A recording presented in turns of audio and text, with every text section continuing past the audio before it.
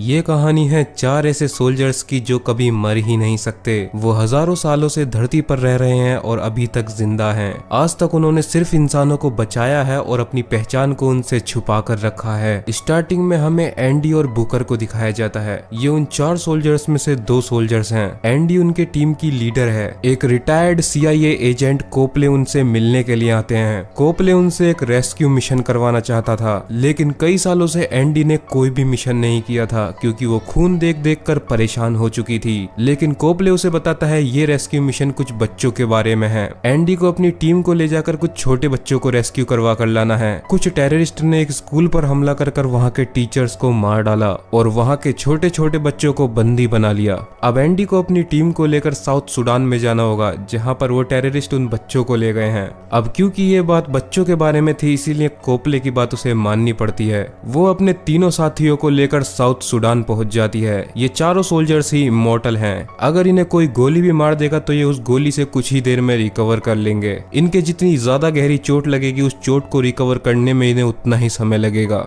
लेकिन इन्हें किसी भी तरीके से मारा नहीं जा सकता। ये चारों लोग बहुत दूर तक पैदल सफर करते हैं और टेररिस्ट के ठिकाने पर पहुंच जाते हैं। अब वो सोल्जर्स बड़ी ही आसानी से उन टेररिस्ट का मुकाबला करते हैं। उनमें से काफी सारे टेररिस्ट को वो मार भी डालते हैं। जब वो आगे बढ़ते हैं तो उन्हें एक रूम के बाहर कुछ जूते पड़े हुए दिखते हैं और वो जूते छोटे बच्चों के होते हैं, इसीलिए उन्हें लगता है कि बच्चे रूम के अंदर हैं। वो चारों रूम के अंदर घुस जाते हैं, लेकिन रूम पूरी तरीके से खाली पड़ा हुआ था। लेकिन तभी वहाँ पर चारों साइड से कुछ सोल्जर्स आते हैं और उन्हें गोलियों से भून डालते हैं। बहुत सारी गोलियां चलाने के बाद वो चारों जमीन पर गिर जाते हैं और उन सोल्जर्स को लगता है कि वो चारों मर चुके हैं। लेकिन तभी अचानक से उन चारों की आंखें खुल जाती हैं और उनके घाव अपने आप भरने लगते हैं। वो वापस उठकर उन सभी को बड़ी ही बेरहमी से मार डालते हैं। तभी एंडी को वहाँ पर एक सीक्रेट कैमरा लगा हुआ दिखता है। दरअसल में ये सारी प्लानिंग CIA एजेंट कोपले की थी। उसने उस रूम के अंदर कैमरे लगाए हुए थे और जिनकी मदद से वो अपनी स्क्रीन पर सब कुछ देख रहा था।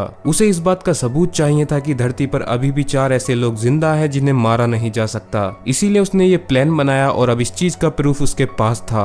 अब एंडी और उसकी टीम इस बात से बहुत ज्यादा परेशान थी, क्योंकि जिस सच्चाई को उन्होंने कई सालों से छुपा कर रखा था वो सच्चाई दुनिया के सामने आ जाएगी। इसीलिए एंडी अब प्लान बनाती है कि वो CIA एजेंट कोपले को मार डालेंगे। इससे पहले कि वो दुनिया को ये बता पाए कि चार ऐसे लोग जिंदा हैं जिन्हें मारा नहीं जा सकता, वो उससे पहले ही कोपले को मार डालेंगे। सीन शिफ्ट होता है और हमें एक US आर्मी की टीम को दिखाया जाता है। ये लोग एक टेररिस्ट को ढूंढ रहे होते हैं। उस आर्मी के अंदर एक नाइल नाम की लड़की सोल्जर भी होती है। उसे एक घर के ऊपर शक होता है, इसीलिए चेक करने के लिए वो घर के अंदर जाती है। नाइल अपने साथियों के साथ उस घर के अंदर घुसकर उस आतंकवादी को ढूंढ लेती है और उसे गोली मार डालती है। लेकिन मरने से पहले वो आतंकवादी नाइल के गले पर भी एक चाकू मार देता है, जिससे नाइल का गला कट जाता है और बहुत ज्यादा खून बहने लगता है। अब नाइल वहीं पर बेहोश हो जाती है। दूसरी साइड एंडी को नाइल का सपना आता है। वो सपने के अंदर देखती है कि एक लड़की ऐसी है जिसके चाकू लग चुका है और वो अभी भी जिंदा है। दरअसल में सपनों से ही ये लोग एक दूसरे को पहचान पाते हैं। अगर इनके जैसा दुनिया में एक और इंसान है तो इन्हें उसका सपना आ जाएगा, यानी कि नाइल भी इन्हीं में से एक है। लेकिन एंडी इस बात से परेशान होती है क्योंकि ऐसा 200 साल पहले हुआ था।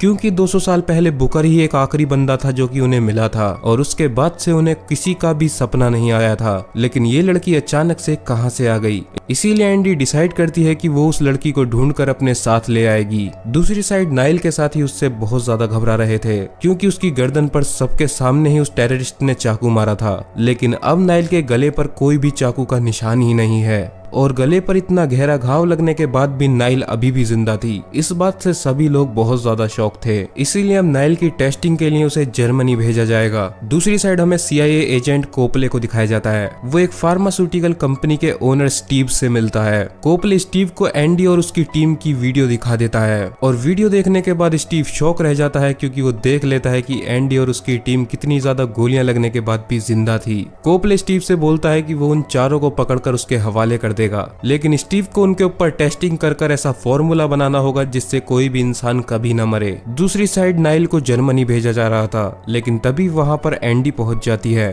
और वो नाइल को वहां से बचा कर ले जाती है। लेकिन जब नाइल की आंख खुलती है तो उसे कुछ समझ नहीं आता। वो अपने आप को एक कार में पाती है।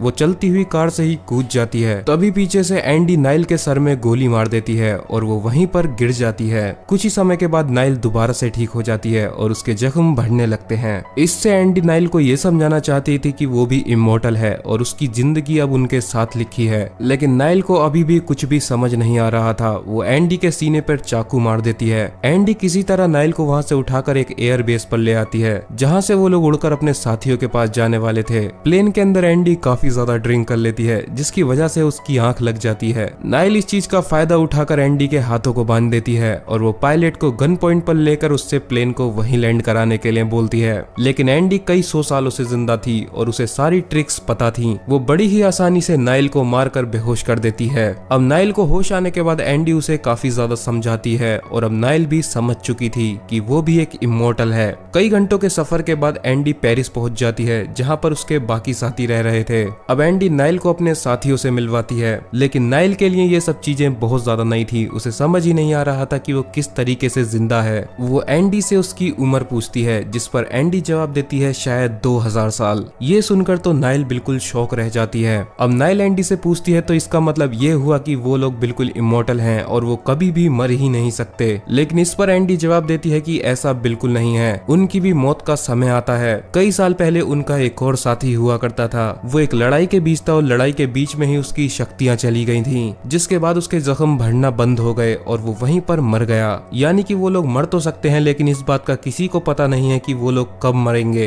रात को सभी लोग सो जाते हैं, लेकिन तभी नाइल की अचानक से आंख खुल जाती है। उसने एक बुरा सपना देखा होता है। उसने सपने में एक लोहे के ताबूत के अंदर एक लड़की को देखा, जो कि किसी समुद्र के बीच पड़ी हुई है और वो लड़की अभी भी जिंदा है, यानी कि वो भी उन्हीं की तरह इमोर्टल है। ये बात सुनते ही वो चारों लोग शॉक हो जाते हैं। वो बताते हैं उस लड़की का नाम क्वीन है और वो भी उन्हीं की तरह इमोर्टल है। वो 500 सालों से ताबूत के अंदर उस समुद्र में फंसी हुई है। क्वीन ही ऐसी पहली सोल्जर थी जो कि धरती पर आई थी और वो ही पहली इमोर्टल भी थी। फिर उसके बाद उसे एंडी मिली, जिसके बाद एंडी और क्वीन ने मिलकर कई सारी जंगें लड़ी और इंसानों को बचाया। कई 100 साल पहले क्वीन और एंडी इंग्लैंड के अंदर गई थी। वहां पर वो कुछ मासूम लोगों को बचा रही थी, जिनके ऊपर जादू टोने का आरोप लगा हुआ था। लेकिन वो बात उनके ऊपर उल्टी पड़ गई और वहां के लोगों ने उन्हें बंदी बना लिया। उन लोगों ने उन दोनों को चुड़ैल समझा, क्योंकि वो कभी भी मरती नहीं थी। इसीलिए एंडी और क्वीन को उन लोगों ने फांसी की सजा सुनाई, लेकिन फांसी देने के बाद भी वो दोनों नहीं मरी। फिर वहां के लोगों ने दिमाग लगाया और क्वीन को एक लोहे के ताबूत के अंदर बंद कर समुद्र में फेंक दिया।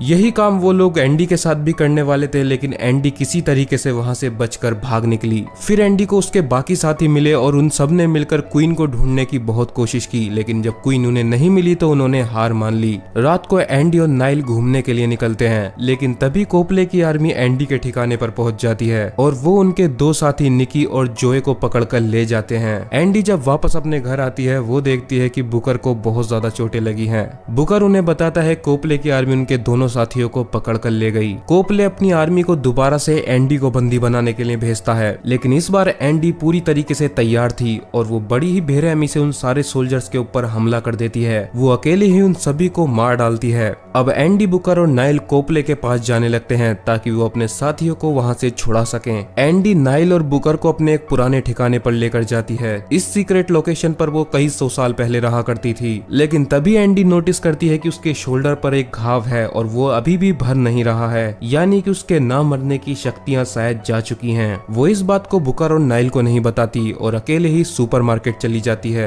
वहां पर वो अपने शोल्डर का इलाज करती है और वहां से वापस आने लगती है। कोपले निक और जो को स्टीव के हवाले कर देता है ताकि वो उनके ऊपर रिसर्च कर उनके इमोर्टल होने का तरीका ढूंढ सके, लेकिन स्टीव को अपनी आंखों से देखना था कि किस तरीके से उनके घाव भरते हैं, इसीलिए वो उन दोनों के ऊपर हमले करने लगता है। वो ये देखकर चौंक जाता है, उनके घाव उसकी आंखों के सामने भर रहे होते हैं। अब निक और जो को लैब के अंदर ले जाया जाता है और उनकी बॉडी में से काफी सारे सैंपल निकाले जाते हैं, लेकिन अब स्टीव उन दोनों को जब तक नहीं छोड़ेगा जब तक उसे पता नहीं चल जाता कि वो लोग इमोर्टल बने कैसे। दूसरी साइड बुकर कोपले की लोकेशन का पता निकाल लेता है। वो तीनों लोग कोपले की लोकेशन पर पहुंच जाते हैं, लेकिन नाइल अब एंडी का साथ देने से मना कर देती है। वो उसे बताती है कि उसकी एक फैमिली भी है और वो अपनी फैमिली के पास जाकर वहां रहना चाहती है। जिसके बाद एंडी नाइल को अपनी गन और कार की चाबी देकर वहां से भेज देती है। जब नाइल वहां से चली जाती है तो वो रास्ते में रुककर अपनी गन को चेक करती है। वो देखती है कि गन बिल्कुल खाली है। दूसरी साइड बुकर और एंडी भी कोपले के घर के अंदर घुस जाते हैं हैं। एंडी कोपले को गन पॉइंट पर ले लेती है और उससे पूछती है कि उसके साथियों को कहाँ रखा गया है, लेकिन तभी पीछे से बुकर एंडी को धोखा दे देता है और उसके पेट में गोली मार देता है। बुकर एंडी को बताता है कि वो स्टीव का साथ देना चाहता है, क्योंकि स्टीव ने अगर उनके डीएनए को निकालकर ये पता लगा लिया कि वो लोग अभी तक कैसे जिंदा हैं, तो जरूर ही स्टीव को ये भी पता लग जाएगा कि उन लोगों को मारा कैसे जा सकता है। और बुकर अब परेशान हो चुका था इतने सालों से जिंदा रहकर, और उसे भी अब मरना था, इसीलिए वो स्टीव का साथ देना चाहता है।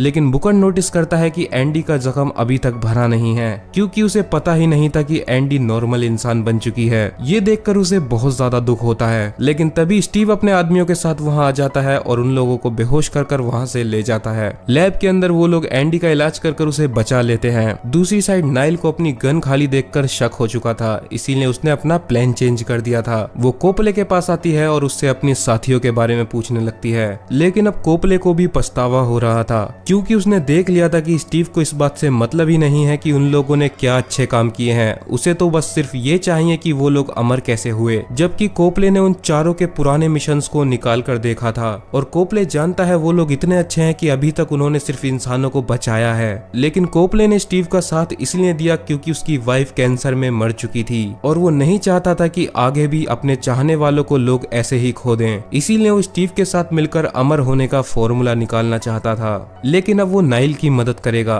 ताकि वो एंडी और उसके साथियों को बचा सकें। कोपले नाइल को अपने कार्ड के जरिए लैब के अंदर घुसा देता है। नाइल का सामना 3 गार्ड से होता है। वो गार्ड उसे गोली मार देते हैं। उन्हें लगता है कि नाइल मर चुकी है, लेकिन तभी नाइल उठकर उन सभी को गोलियों से भून डालती है। बाकी सोल्जर्स भी कैमरे के अंदर ये देख लेते हैं और वो नाइल के ऊपर हमला कर देते हैं, लेकिन नाइल उन सभी को भी मार डालती है और अपने साथियों के पास पहुंच जाती है। वो उन चारों लोगों को आजाद कर देती है और वो सभी मिलकर अब वहाँ के सोल्जर्स से लड़ने लगते हैं। एंडी लड़ तो अभी भी अच्छा रही थी, लेकिन उसके काफी ज्यादा दर्द हो रहा था क्योंकि उसके जख्म अब भर नहीं रहे थे। एंडी अपने हजारों सालों के एक्सपीरियंस की वजह से उन गार्ड से बड़ी ही आसानी से लड़ रही होती है और वो सारे गार्ड्स को मारकर ढेर कर देती है। तभी उन 5 लोगों को पता चलता है स्टीव अपने गार्ड्स के साथ दूसरी बिल्डिंग में छुपा हुआ है। वो लोग उस बिल्डिंग के अंदर पहुंच जाते हैं और वहां के सारे गार्ड्स को मार डालते हैं। स्टीव वहां से बच जाता है और वो भागकर एंडी के पास पहुंच जाता है। उसे पता था कि एंडी अब इमॉर्टल नहीं है, इसीलिए वो उसे गन पॉइंट पर ले लेता है। नाइल भागकर स्टीव को लेकर बिल्डिंग से कूद जाती है। इतनी ऊंचाई से कूदने के बाद स्टीव तो मर जाता है, लेकिन नाइल अभी भी जिंदा थी। अब वो 5 लोग अपने मिशन को कंप्लीट कर अपनी एक सीक्रेट लोकेशन पर पहुंच जाते हैं। वहां पर एंडी और उसकी टीम डिसाइड करती है